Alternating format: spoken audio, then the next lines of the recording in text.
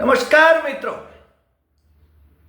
આજે ખેરાલુના અમારા ખેતર ઘરથી એટલે કે ફાર્મ હાઉસ પરથી અમે આ એપિસોડ કરી રહ્યા છીએ અને એપિસોડ કરવાનું મહાત્મ્ય જે છે એ માનનીય વડાપ્રધાન નરેન્દ્ર મોદીએ એમની ટીકા કરનારા, એમની વિરુદ્ધમાં લાખો કરોડના ભ્રષ્ટાચારના આક્ષેપ કરનારા, એમને ઢૂંઢિયો રાક્ષસ કહેનારા, પ્રજાભક્ષક કહેનારા, એમની જે કંઈ ટીકા થઈ શકે, હલકામાં હલકી ટીકા થઈ શકે એવી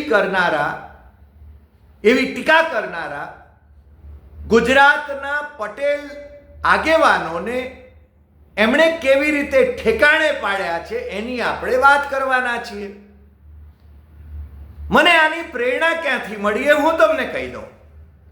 કારણ કે જયેશ રાદડિયાએ 500 કરતાં વધારે કન્યાઓનું કન્યાદાન કરવા માટેના સમૂહ લગ્નનો સંકલ્પ જ્યારે જાહેર કર્યો અને સેંકડો કન્યાઓનું સમૂહ લગ્ન, આમ તો વિઠ્ઠલભાઈ રાદડિયાએ શરૂ કરેલા સમૂહ લગ્ન, એમાં 9મા સમૂહ લગ્નમાં એમણે વિજય રૂપાણી, જે પૂર્વ મુખ્યમંત્રી અને આમ તો ઉતર્યા અમલદાર જેવા પણ મોદીના કયાગરા, અને CR પાટીલ, જેમને મોદીએ 1.5 વર્ષ સુધી આમ તો જેલમાં નાખ્યા હતા બેંકોને ઉઠાડી મૂકવા માટે, અને એમનો ઇતિહાસ તો તમને બધાને ખબર છે. પરંતુ મોદી જેમને જેલમાં નાખે એમનો કઈ રીતે સદુપયોગ કરવો અને એમને છે ને કઈ રીતે કઠપૂતળીની જેમ નચાવવા અને પરિણામો મેળવવા એ બરાબર જાણે છે. એટલે CR પાટીલ અને વિજય રૂપાણી અને મોદીના ખાસમ ખાસ એવા મનસુખ માંડવિયા, પોલિટિકલ સાયન્સમાં જેમણે PhD કરેલું છે ભાવનગર યુનિવર્સિટીમાંથી, એ મોદીના મિનિસ્ટર એ પટેલ છે. પણ પેલા નોન પટેલો એ મંચ ઉપર હતા અને કમલમના ઈશારે, કમલમની કઠપૂતળીની જેમ જયેશ રાદડિયાએ પોતાના સમાજના નબળા નેતાઓ એમની વાત મને લાગે છે ખાસ્સી કરી. રાદડિયાને પતાવી દેવા માટે જાણે કે એમના સમાજના જ આગેવાન નામ પાડ્યા વિના એમણે છે ને એમના ભાષણનો મોટા ભાગનો સમય એમાં ખર્ચ્યો. મને લાગે છે સમૂહ લગ્ન જ્યારે હોય અને પટેલ સમાજના સમૂહ લગ્ન હોય, જ્યારે સત્કાર્ય કરતા હોય, સામાજિક કાર્ય કરતા હોય, ત્યારે ભાઈ શ્રી જયેશને પેલું મંત્રીપદ ગયાનો જે ગમ છે એ હજુ તાજો છે.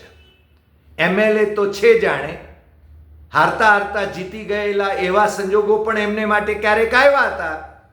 વિઠ્ઠલભાઈ રાદડિયાનો વટ હતો અને એ વટની વાત કોંગ્રેસના પ્રવક્તા મનહર પટેલે જાહેરમાં કરી કે ભાઈ જયેશ રાદડિયા, તમને ખબર ના હોય તો કહી દઉં, તમે હવે છે ને કોંગ્રેસમાં પાછા ફરો, કારણ કે ભારતીય જનતા પાર્ટીમાં તમારી કોઈ વજૂદ નથી.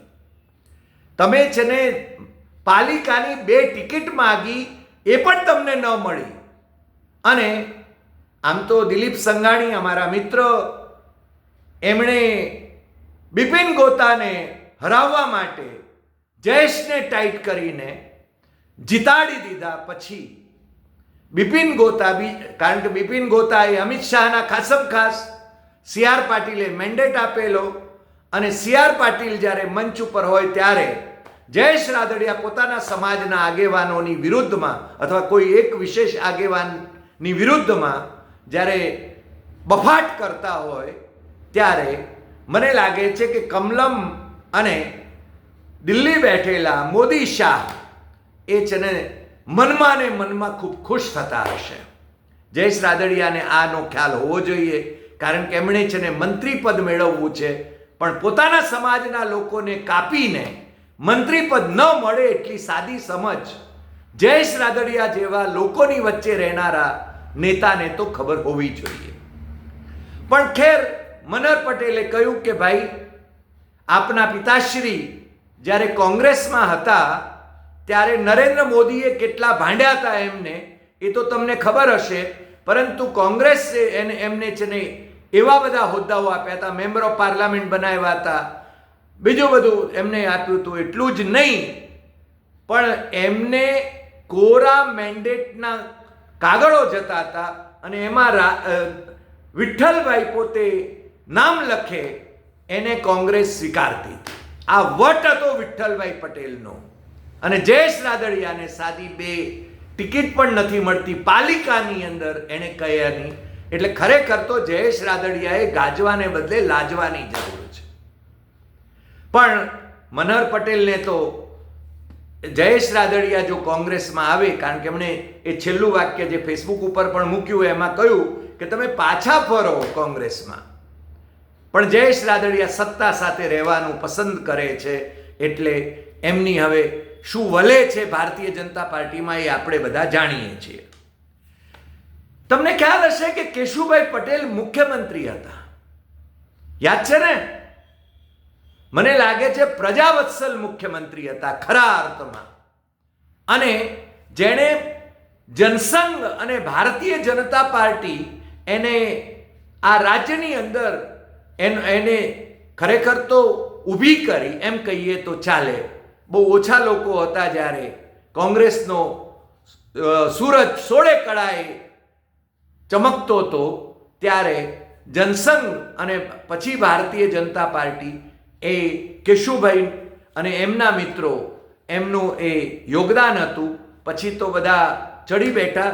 એમણે છે ને એમના પછી મોદી જ્યારે આવ્યા ત્યારે એમણે છે ને એક અલગ પક્ષ પણ કર્યો, મહાગુજરાત જનતા પાર્ટી. આમ તો છે ને એ પક્ષ એ ગોરધન ઝડફિયાના ઈશારે કર્યો એવું અમને લાગે છે, કારણ કે કેશુભાઈ આમ તો બહુ ભલા માણસ, પણ ગોરધનભાઈ ઝડફિયા મલ્ટીનેશનલ કંપનીમાં કામ કરીને આવેલા અને એમણે તો પાછું છે ને બણગા ફૂંકવા માંડ્યા. નરેન્દ્ર મોદીને પતાવી દેવા, રાજકીય રીતે પતાવી દેવાના ખેલ એમણે કર્યા. જાહેરમાં પ્રેસ કોન્ફરન્સ લઈને જાહેર ચૂંટણી સભાઓમાં એમણે કહ્યું કે નરેન્દ્ર મોદીએ 1 લાખ કરોડનો ભ્રષ્ટાચાર કર્યો છે.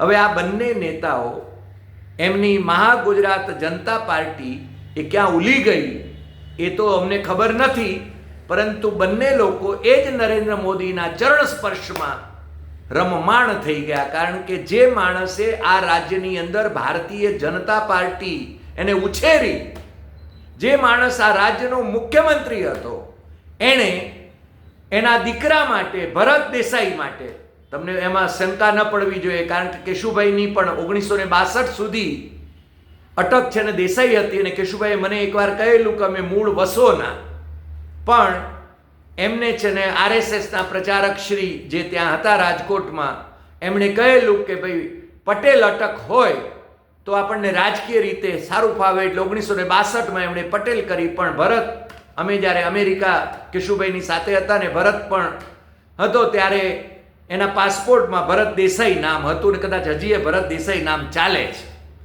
પણ ભરત દેસાઈને કેશુભાઈએ કહેલું કે આ તું આ ઢૂંઢિયા રાક્ષસને ઓળખતો નથી, એટલે નરેન્દ્ર મોદીને અથવા તો પ્રજાભક્ષકને તું ઓળખતો નથી, એ તને હરાવશે. પણ ભરતને ચળ હતી રાજનેતા થઈ જવાની, ધારાસભ્ય થઈ જવાની.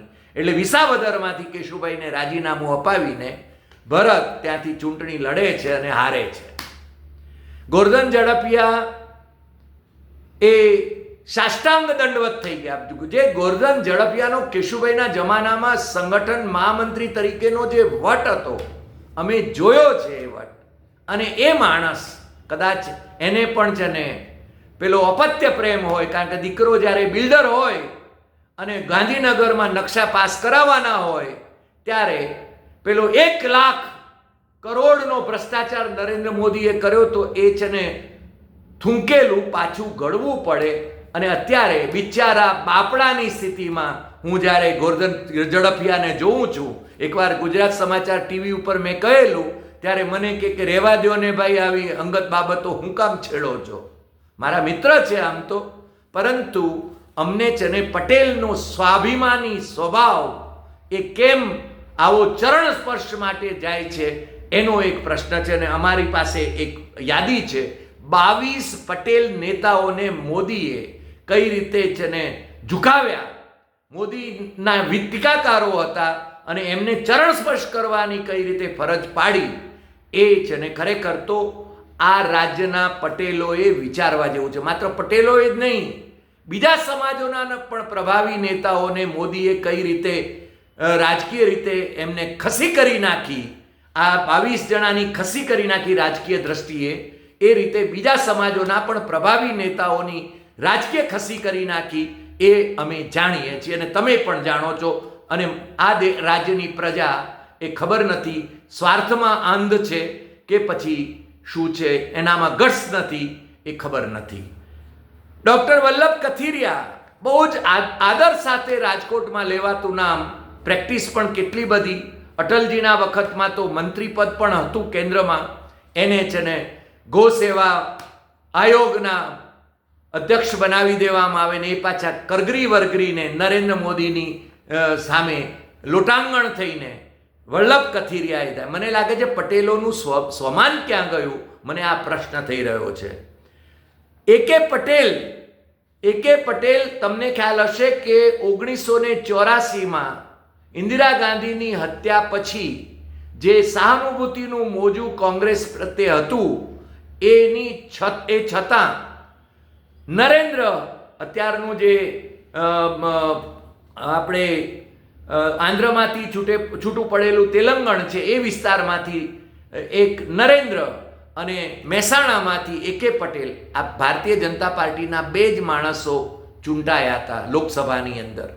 એ એકે પટેલ જે જૂના જોગી ગણાય, સિનિયર નેતા કહેવાય, એ છે ને નરેન્દ્ર મોદીને સલામો ભરે તો મને એમ થાય કે ધોળામાં ધૂળ પડી. અમે ઘણી વખતે પેલા ધાનેરાના જોઈતાભાઈ પટેલ જે કોંગ્રેસના ધારાસભ્ય રહ્યા 2 ટર્મ માટે, એને કહ્યું કે આ ઉંમરે તમારે છે ને ભાજપમાં જવું પડે, ધોળામાં ધૂળ પડી એને માટે. પણ અમને ખબર છે કે એમને જેલમાં નાખવાનું કામ પણ છે ને ભાજપના નેતાએ કરેલું, એટલે સલામતી ખાતર એમને છે ને ભાજપમાં જોડાવાનું, શંકર ચૌધરીના ગરબા ગાવાનું એમણે પસંદ કર્યું છે. પણ એ ધોળામાં ધૂળ પડી એમ કહેવાય. છબીલભાઈ પટેલ કચ્છના એમએલએ હતા, એમની શિવલે થઈ છે એ તમે જાણો છો, એટલે મારે એના વિશે કંઈ કહેવું નથી. એપોલોવાળા અનિલ પટેલ, આમ તો ગોરધન ઝડપિયાના મિત્ર, એમને એ તો આમ તો સદગત થઈ ગયા. એમના પત્ની શારદાબેનને એકાદ ટર્મ માટે MP કરેલા, પરંતુ ગોરધન ઝડપિયાના રવાડે ચડેલા, એટલે આમ તો અનિલભાઈને માટે છે ને કંઈ બહુ મોદીને બહુ પ્રેમભાવ હોય એવું તો હતું નહીં. તેજશ્રી પટેલ વિરમગામના કોંગ્રેસના ધારાસભ્ય હતા. બાપુ શંકરસિંહ બાપુના રવાડે જે પેલા 14 કોંગ્રેસી ધારાસભ્યો ચડ્યા અને એમણે ભાજપમાં મોકલ્યા, એ તેજશ્રીબેન પછી ચૂંટણી લડ્યા અને હારી ગયા. પછી ક્યાં ખોવાઈ ગયા એ ખબર નથી. આમ તો ડૉક્ટર તરીકેની પ્રેક્ટિસ કરતા હશે એવું માનું છું, પણ એક નેતા તરીકેની એમની છબી છે ને સાવ ભૂસાઈ ગઈ. વિઠ્ઠલ રાદડિયા એ તો બંકો માણસ હતો જેની મેં તમને વાત કરી. અને વિઠ્ઠલભાઈનો દીકરો જયેશ, એ 2 પાલિકાની 2 બેઠકો માટે પણ પોતે જે નામ આપે એ મંજૂર નથી કરાવી શકતો. એ પણ છે ને કમનસીબી છે પટેલ સમાજની, એમ કહીએ તો ચાલે. નરહરી અમીનની ક્યાં વાત કરીએ. નરહરી અમીન અમારા નવનિર્માણ આંદોલન ચિમનભાઈની વિરુદ્ધમાં, ચિમનભાઈની જ્યારે સરકાર હતી એની વિરુદ્ધમાં જે વિદ્યાર્થીઓએ આંદોલન કર્યું, એમાં નરહરી એ પણ એક નેતા, અમારા નેતા તરીકે હતા. એણે એકવાર સિદ્ધાર્થ પટેલની હાજરીમાં કહ્યું હતું કે મેં ચિમનભાઈ પટેલની 100 ઠાઠડીઓ બાળી છે આંદોલન દરમિયાન, અને છતાં ચિમનભાઈની મોટાઈ જુઓ કે એમણે મને ડેપ્યુટી CM બનાવ્યો. અમે નવનિર્માણ આંદોલનમાં એક મનીષી જાની સિવાયના બાકીના જે અમારા નેતાઓ હતા એમના માટે એક જ શબ્દ પ્રયોગ કરતા હતા, ઉમાકાંત માંકડ કે નાણાવટી કે બીજા બધા આ ભાઈશ્રી નરહરી સહિતના લોકો માટે, કે બધા વેચાઈ ગયા હતા. એટલે કે કોંગ્રેસમાં ચિમનભાઈ જેની વિરુદ્ધમાં આંદોલન કર્યું હતું એની સાથે જોડાઈ ગયા હતા, એવું અમે એ વખતે કહેતા હતા. ઊંઝાના આશા પટેલ હવે તો સદગત થઈ ગયા એ, અને એમનો પ્રભાવ પણ ત્યાંથી ઉલી ગયો. જે APMCમાં જે હતો દિનેશભાઈને એમનો પ્રભાવ હતો, એ આ વખતે તો અમને જાજો જણાયો નહીં. બાવકુ ઉંધાડ ગોરધન ઝડપિયાના રવાડે ચડેલા અને એ છે ને ભાજપના મંત્રી પણ હતા, પણ અત્યારે ક્યાં છે એ અમને ખબર નથી. પીઆઈ પટેલ વિજાપુરના કોંગ્રેસના ધારાસભ્ય હતા, બાપુના રવાડે ચડેલા, બાપુ એટલે શંકરસિંહ બાપુના રવાડે ચડેલા. એમનું હવે છે ને કોઈ વજૂદ રહ્યું નથી. ભારતીય જનતા પાર્ટીમાં એમના કદાચ કામો કરાવતા હશે. બ્રિજેશ મેરજા અમારા બહુ જ અંગત મિત્ર, મોરબીમાં એ આમ તો કોંગ્રેસના પણ જિલ્લાના પ્રમુખ હતા અને પછી ધારાસભ્ય પણ હતા અને પાછા ભારતીય જનતા પાર્ટીના જિલ્લા પ્રમુખ પણ બન્યા અને પછી એમને છે ને ધારાસભ્ય પણ ભાજપના કર્યા. મને લાગે છે આ બધાને છે ને કેવી રીતે પલટો આવી જાય છે, વૈચારિક પલટો કઈ રીતે આવી જાય છે એ સમજાતું નથી. પટેલ સમાજે પણ છે ને આના વિશે વિચારવાની જરૂર છે. પણ બ્રિજેશની એક મજબૂરી હતી. રમેશ મેરજા એનો નાનો ભાઈ, જે આમ તો એની સામે કંઈક કેસીસ હતા એ પાછા ખેંચાય અને બ્રિજેશ મંત્રી તરીકે રહે, પછી મંત્રી તરીકે કાઢી મૂક્યા. જયેશ રાદડિયાને કાઢી મૂક્યા, એ રીતે એમને પણ કાઢી મૂક્યા. અત્યારે છે ને એમની શું વજૂદ છે એ ખબર નથી. મહેસાણાના એમપી, કોંગ્રેસના એમપી રહેલા જીવાભાઈ પટેલને પણ ધોળામાં ધૂળ પડી હોય એવું અમને લાગે છે, કારણ કે એમણે છે ને ભારતીય જનતા પાર્ટીમાં જવાનું પસંદ કરવું પડ્યું છે, એટલે કંઈ કહેવાય નહીં. ચિરાગ પટેલ ખંભાતના ધારાસભ્ય રહ્યા અને ચિરાગ કાલરિયા એ જામ જોધપુરના ધારાસભ્ય રહ્યા કોંગ્રેસના. હવે એ પણ છે ને ભારતીય જનતા પાર્ટીમાં શરણે પહોંચી ગયા. અક્ષય પટેલનું પણ છે ને ભાજપ, અરે કોંગ્રેસમાંથી ભાજપમાં. મને લાગે છે આ વિચારધારા કઈ રીતે બદલાઈ જાય છે આપણને ખબર નથી પડતી. જેવી કાકડિયા, મેં અગાઉ પણ છે ને એક જેવી કાકડિયા અને નલિન કોટડિયા ધારાવી, ધારાવી તો અમને છે ને પેલું અદાણીને આપી દીધી એટલે ધારાવીનું સ્મરણ મુંબઈનું ખૂબ થાય છે, કારણ કે હવે તો બધું અદાણી જ ચાલે છે, એટલે અમારે ધારીને બદલે ધારાવી કહી દીધું. પણ ધારાવી મુંબઈની એશિયાની સૌથી મોટી ઝૂંપડપટ્ટી છે, સોનાની લગડી જેવી જમીન છે, જે નરેન્દ્ર મોદીના ત્યાંની સરકારે, એટલે કે દેવેન્દ્ર ફડણવીસની સરકારે અથવા તો એના પહેલાંની એમની જે એકનાથ શિંદેની સરકાર એને આપી દેવા માગતી હતી. એ છે ને ધારાવીનું ડેવલપમેન્ટ કરવા માટે અદાણી, બધું અદાણીને સમર્પિત છે. મને લાગે છે ભારત સરકાર પણ અદાણીને સમર્પિત છે, તમે જાણો છો. અને અમેરિકામાં ટ્રમ્પભાઈ ની હાજરીમાં અદાણી વિશેનો જે સવાલ પૂછો ત્યારે નરેન્દ્રભાઈનો ચહેરો જોવા જેવો હતો ને એમનો હાથ પણ જોવા જેવો હતો, કઈ રીતે ચાલતો હતો એ. ખેર, આપણે મૂળ મુદ્દા ઉપર આવી જઈએ. એટલે જેવી કાકડિયા અને પેલા ભાઈ નલિન કોટડિયા, હું વજૂદ રહી એમની, એ ભારતીય જનતા પાર્ટીમાં જોડાયા. પણ ભારતીય જનતા પાર્ટીમાં જોડાયા એટલે એમની સામે છે ને બીજી કાર્યવાહી ન થાય. અને છેલ્લે હાર્દિક પટેલ, આમ તો હાર્દિકમાં અમને છે ને એક તરવરીયો યુવા નેતા દેખાતો હતો, જે છે ને નરેન્દ્ર મોદીને હિટલર પણ કહી શકે, ડિક્ટેટર પણ કહી શકે, અમિત શાહને છે ને એ જનરલ ડાયર કહી શકે. એનામાં ગટ્સ હતા અને એ એક માહોલ હતો 2015નો, જ્યારે પટેલ આંદોલન ચાલી રહ્યું હતું. પણ એ ભાઈશ્રીની સામે જે કેસીસ રાજદ્રોહના અને બીજા કેસીસ થયા, એને પરિણામે કદાચ થાકી ગયો હશે હાર્દિક, એટલે છે ને ભારતીય જનતા પાર્ટીમાં જોડાયો. એને એમ હશે કે આપણને કંઈક મંત્રી બનાવશે, પણ વિરમ ગામના ધારાસભ્ય તરીકે એમની કેટલું હવે ઉપજે છે એ આપણને ખબર નથી. પરંતુ છેલ્લે રાજદ્રોહનો કેસ એમને અને બીજાઓની પાસેથી, એમની સામેથી છે ને પાછો ખેંચાઈ ગયો. પણ મને લાગે છે ત્યાં સુધી ભારતીય જનતા પાર્ટીમાં જોડાવાની જે કોઈ મજબૂરી પટેલ આગેવાનોની હોય, પણ આ પટેલ સમાજના, મારી પાસે તો આજે છે ને 22 નામો મેં લીધા, આ 200 નામો હું આપી શકું એમ છું, કે જે લોકો, જે કેશુભાઈની ભારતીય જનતા પાર્ટી હતી ત્યારે જીવરાજ ધારુકાવાળા ધારે કરાવી શકતા હતા, અત્યારે એમનો કોઈ ભાવે નથી પૂછતું.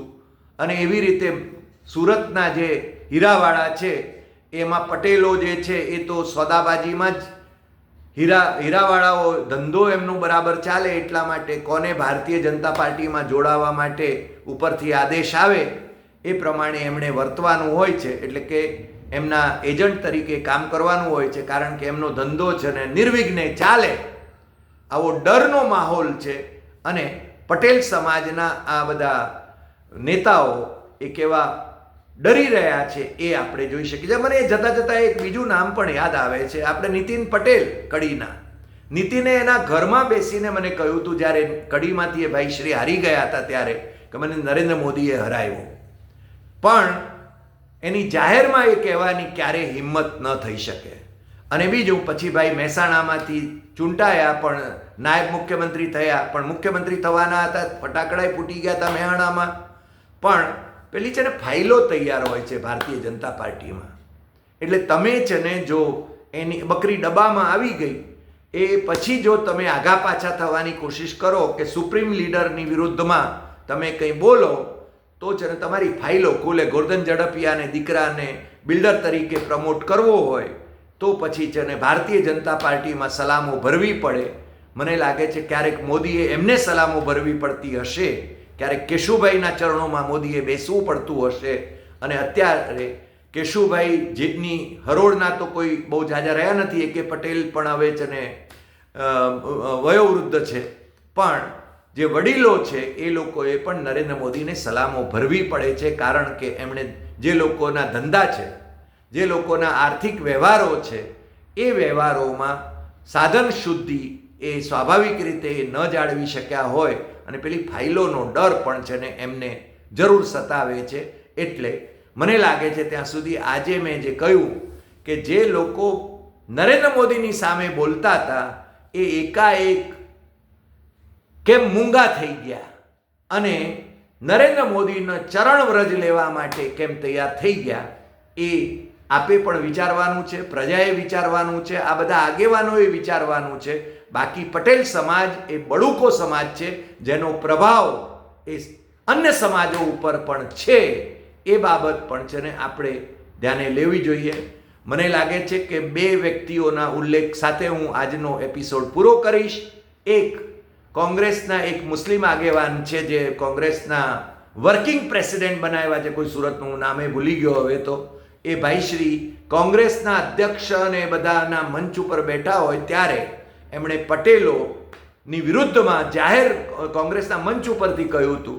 અને બીજું લાલજી પટેલ જેમને સેવાદળના રાષ્ટ્રીય પ્રમુખ બનાવ્યા છે, એમણે બીજેપીનું જે એની અંદર જે કર્યું કે બીજેપી એટલે એ બીજેપીનું એમણે વ્યાખ્યા કરી, એમાં મને લાગે છે કોંગ્રેસને પટેલો જોઈતા નથી અને ભારતીય જનતા પાર્ટી પટેલોને તો ઝીલી લેવા તૈયાર છે, પટેલોનો ઉપયોગ કરવા માટે તૈયાર છે.